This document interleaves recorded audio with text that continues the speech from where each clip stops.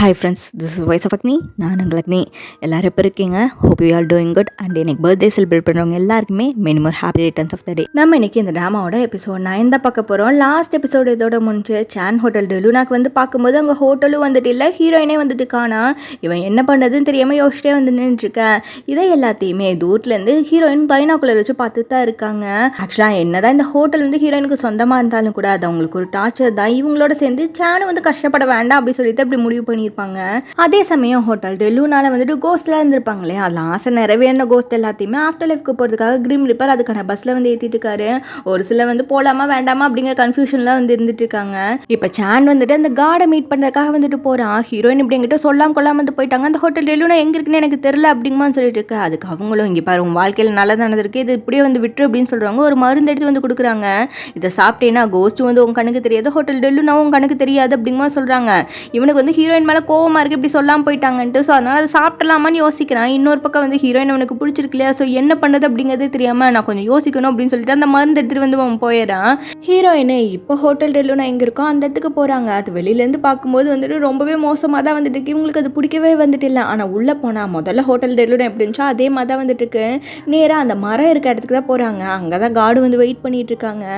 நீங்கள் மூவ் ஆனதுக்கப்புறமா இந்த மரத்தில் இருக்கிறது எல்லாமே உதிர்ந்துருமோன்னு சொல்லி நான் நினச்சேன். பரவாயில்ல, எல்லாமே அப்படியே தான் இருக்குது அப்படி சொல்லி கால் சொல்லிட்டு இருக்கேன். இவங்க வந்துட்டு சான்னால இனிமேல் கோஸ்ட்டை பார்க்க முடியாதுல்ல அப்படி சொல்லிட்டு கேட்க, நான் அந்த மெடிசனை வந்துட்டு கொடுத்துட்டேன், ஆனால் அதை அவன் சாப்பிட்றானா இல்லையா அப்படிங்கிறது அது அவனோட முடிவு தான் அப்படிங்கமா சொல்லிட்டு இருக்காங்க.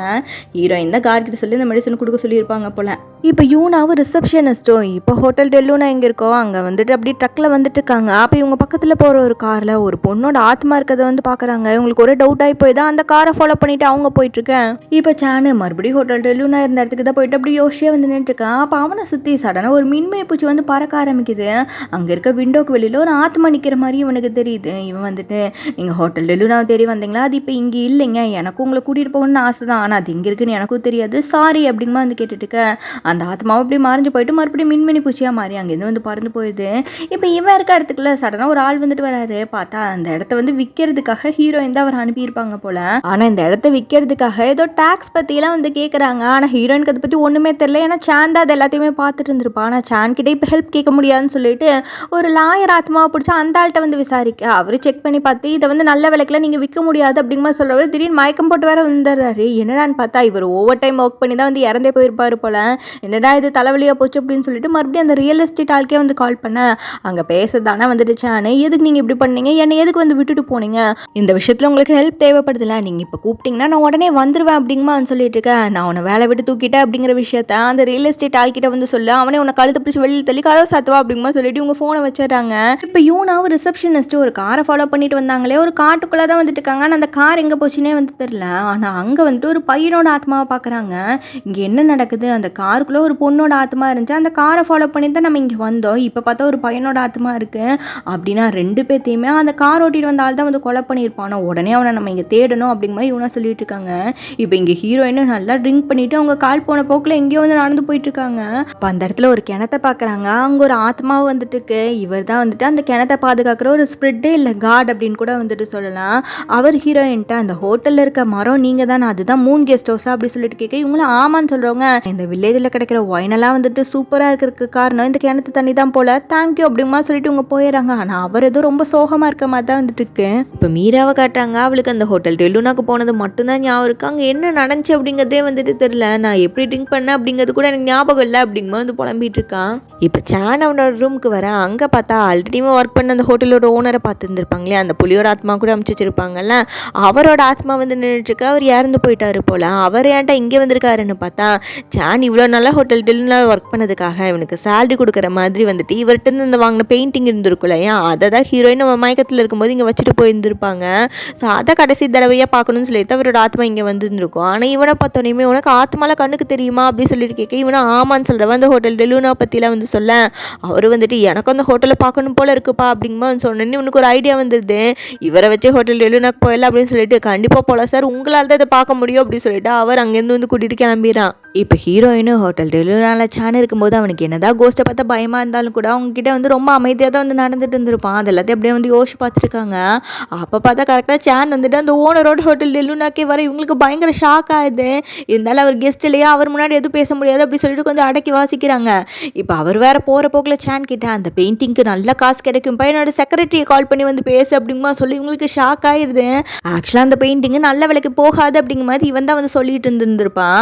ஆனால் இவர் இப்படி சொல்லிட்டு போக இவங்க வந்துட்டு அப்படின்னா இத்தனை நாள் என்கிட்ட போய் சொல்லிட்டு இருந்த இடம் ஒழுங்கு மரியாதை அந்த பெயிண்டிங்கை விற்று அந்த காசு கொண்டு வந்து என்கிட்ட தா அப்படி சொல்லிட்டு வந்து கேட்கா. இவன் வந்துட்டு நீங்கள் தான் அந்த பெயிண்டிங்கை என்னை தூக்கி வீசிட்டு போயிட்டீங்களா, அப்புறம் இதுக்கு காசுலாம் வந்து கேட்குறீங்க, அதெல்லாம் தர முடியாது அப்படிங்கும்போது சொல்லிட்டு வந்து போயிரு. இவங்களுக்கு அப்படியே டென்ஷன் ஆகுது. இப்போ சான் ஹோட்டல்லேருந்து வெளியில் வர அங்கே பார்த்தா அந்த கிணத்தோட ஆத்மா இருந்திருப்பார்ல, அவர் நின்றுட்டு இருக்காரு. இவன் அது நார்மலான ஆத்மா தான் போலன்னு சொல்லிட்டு வெல்கம் பண்ண அவர் கேட்குறாரு நான் உள்ளே வரலாமான்னு சொல்லிட்டு. இவன் அப்போவாது உஷாராக இருந்திருக்கலாம், அதுக்கு என்ன உள்ளே வாங்க அப்படி சொல்லிட்டு கூப்பிட அவர் அப்படியே இவனுக்குள்ளே ஊடுருவி வர இவன் அப்படியே ஃபுல்லாக நனைஞ்சு போயிடறான். அதோட ஹோட்டல் டெல்லுனா ஃபுல்லாகவே வந்துட்டு தண்ணியாக தான் வந்துட்டு இருக்கு.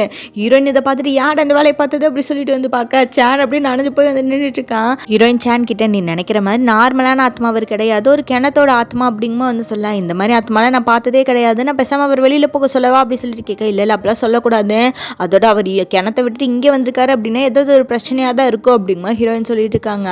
ஆக்சுவலாக ஹீரோயின் சொல்லியிருந்திருப்பாங்க இல்லையா, இந்த தண்ணினால தான் இங்கே இருக்க ஒயின் எல்லாம் வந்து டேஸ்ட்டாக இருக்கு போல அப்படி சொல்லிட்டு. ஆனால் இவரே இங்கே வந்துட்டனால அந்த கிணறே வந்து ட்ரை ஆயிடுது. அந்த ஒயின் ஃபேக்ட்ரிக்கு போயிட்டு இருந்த சப்ளை எல்லாம் கூட வந்து நின்று போயிடுது.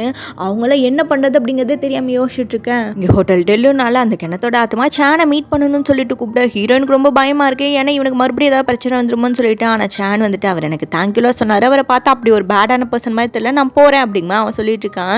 இப்போ யூனாவே ரிசப்ஷனிஸ்டே காட்டுறாங்க. அவங்க அந்த கார் ஓட்டிட்டு வந்த ஆள் அந்த கார்டு ஃபுல்லாக தேடி பார்த்து கிடைக்கல அப்படி சொல்லி பேசிகிட்டு இருக்கும்போது அப்போ யூனா கேட்குறான் அந்த ஹாஸ்பிட்டலில் ஒரு பாட்டி நம்ம பார்த்தோம்ல அவங்க யார் அப்படி சொல்லிட்டு. ரிசப்ஷனிஸ்ட்டும் அதுதான் என்னோட தங்கச்சி அப்படிங்குமா வந்துட்டு சொல்ல இவ உடனே அப்படின்னா நான் உங்களை கண்டிப்பாக போய் பார்க்கணுமே அப்படிங்குமா சொல்லிட்டு இவர் வேண்டவே வேண்டாம் அப்படிங்கிறாரு. ஏன் அப்படி நீங்கள் சொல்கிறீங்க, நான் உங்களை பற்றி ஏதாவது தப்பாக சொல்லிடுவேன்னு சொல்லி நினைக்கிறீங்களா, எனக்கு தான் உங்களை ரொம்ப பிடிக்குமே அப்படிங்குமா சொல்கிறா.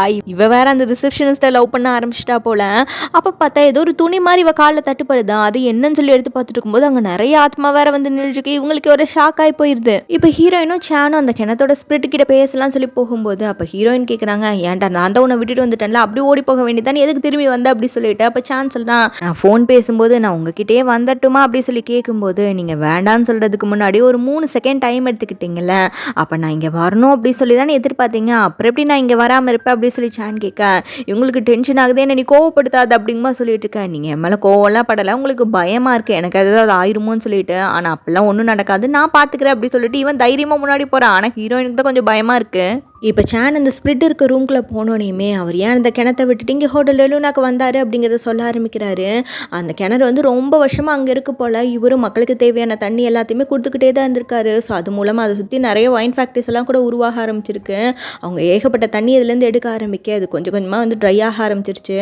ஸோ இப்படியே நிலமா போயிட்டு இருந்துச்சுன்னா அவங்க எல்லாரும் என்னை கைவிட்டுட்டு போயிடுவாங்களோன்னு எனக்கு பயமாக இருந்தது. ஸோ அதனால தான் அவங்களுக்கு முன்னாடி நான் அவங்கள விட்டுட்டு இங்கே வந்துட்டேன் அப்படிங்குமா வந்து சொல்கிறாரு. இப்போ அவர் சேன் கிட்ட சாரி நான் இங்கே வந்து உங்களுக்கு தொந்தரவு கொடுத்ததுக்கு, ஆனால் எனக்கு போகிறதுக்கு வேறு இடமே வந்து கிடையாது, நீ தான் எனக்கு ஹெல்ப் பண்ணணும் அப்படின்னு சொல்லிட்டு அவர்கிட்ட ஏதோ ஒரு சின்ன குடுவை மாதிரி இருக்கு அதை எடுத்து சான் கிட்ட கொடுக்குறாரு. அதோட நான் உனக்கு ஹெல்ப் பண்ணணும் அப்படின்னு சொல்லிட்டு ஆசைப்படுறேன், என்னோட பயம் என்ன அப்படிங்கிறத நீ இப்போ பார்த்தே இல்லை, உன்னோட பயம் என்னங்கிறத நான் உனக்கு காட்டேன், அது கண்டிப்பாக உன்னோட பிரச்சனைகளை சால்வ் பண்ணுங்க ஹெல்ப் பண்ணணும் அப்படின்னு சொல்லிட்டு ஏதோ காட்டாரு. அது என்ன அப்படிங்கிறத நம்மளுக்கு இப்போ காட்டலை. இப்போ யூனாவும் ரிசப்ஷனிஸ்ட்டு அந்த காட்டுக்குள்ளே நிறைய ஆத்மால பார்த்துருப்பாங்கல்ல, இப்போ அந்த இடத்த வந்து போலீஸ்ட்டு சொல்லிட்டாங்க போல். அங்கே ஃபுல்லாக போலீஸ் வந்து சர்ச் பண்ணிட்டு இருக்காங்க. அங்கே ஒரு போலீஸ் ஆஃபீஸரே நம்மளுக்கு காட்டுறாங்க. இது வேறு யாரும் இல்லை, ஹீரோயினோட பாஸ்டில் வந்துட்டு அவள் ஃப்ரெண்டாக இருந்திருப்பாங்களே யன்வு, அவன் தான் வந்துட்டு இப்போ போலீஸ் ஆஃபீஸராக வந்து மறுபிறவி எடுத்திருக்கான் போல். இப்போ அந்த காட்டுக்குள்ளே ஏகப்பட்ட பாடிஸ் வந்து கிடச்சிருக்கு அப்படின்னு சொல்லிட்டு நியூஸ்லாம் ஓடிட்டு இருக்கு. அது அந்த கில்லருமே வந்து பார்க்குறான், இது எப்படி அவங்க கண்டுபிடிச்சாங்க அப்படிங்கமா அவன் யோசிச்சுட்டு இருக்கான். யூனாவும் ரிசப்ஷனிஸ்ட்டும் அவங்க பார்த்த கோஸ்ட் எல்லாத்தையுமே ஹோட்டல் டெலுனாக்கு வர கூட்டிகிட்டு வந்திருக்காங்க. இப்போ மீனாவும் சானோட ஃப்ரெண்டும் அவங்க மற்ற ஃப்ரெண்ட்ஸ் கூட சேர்ந்து ஏதோ கெட் டுகெதர் பார்ட்டி மாதிரி வச்சுட்டு இருக்காங்க. அங்கே இந்த கில்லரும் வரான், அவனை இவங்க கூட தான் படிச்சிருப்பான் போல். ஆனால் அவனை பார்த்தோன்னே சான் ஃப்ரெண்டோட முகமே அப்படியே மாறி போயிடுது. ஏன் அப்படிங்கிறது நம்மளுக்கு தெரியல. இப்போ சானும் ஹீரோயினும் அந்த கிணத்தோட ஸ்பிரிட்டை விடுறதுக்காக அந்த ஹோட்டல் ஓனர் இருக்கார்ல அவரோட இடத்துக்கு வந்திருக்காங்க. அங்கே ஒரு சின்ன ஸ்ப்ரிங் மாதிரி இருக்கு, இதுக்கப்புறம் நீங்கள் இங்கே வந்து அமைதியாக இருக்கலாம் அப்படின்னு சொல்லிட்டு சான் அந்த குடுவை அந்த தண்ணிக்குள்ளே தூக்கி போட அவர் அப்படி அங்கே செட்டில் ஆயிடாரு. இப்போ ஹீரோயின் சான் கிட்ட ஆமாம் அந்த ஸ்பிரிட் உனக்கு என்ன காட்டுச்சு அப்படின்னு சொல்லிட்டு கேட்க, இவனு எனக்கு ரொம்ப பயமான ஒரு விஷயத்த காட்டுச்சு அப்படின்னு சொல்லிட்டு என்ன பார்த்தா அப்படிங்கிறத யோசிச்சு பார்க்குறான்.